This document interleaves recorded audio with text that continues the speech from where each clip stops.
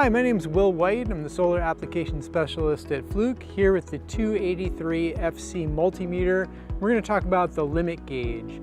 The limit gauge is a really helpful feature where if you're doing repetitive measurements, it allows you to very easily see if the measurement is outside a pre-specified range. So for example, if you're testing voltage in a DC combiner box on a solar array and you want to make sure that all the strings are within a certain range, very easy to allow the technician to see if the measurement is outside of that range. When we set the limit gauge, we turn it onto the measurement that we want to take, and the limit gauge works for both AC and DC voltage and current measurements.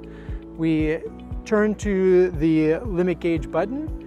We can set the limit gauge in one of three ways: by percentage, so we can set it for a certain measurement, say 1400 volts, and then plus or minus a certain percentage, maybe 10%.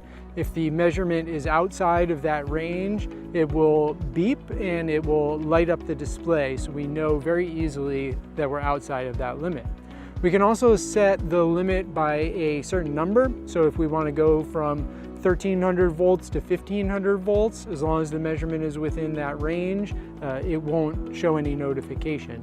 We can also recall previously used limits. So if you're doing repetitive testing, maybe moving from combiner box to combiner box, once you set that limit gauge in, it's set in the tool and you can very easily recall that.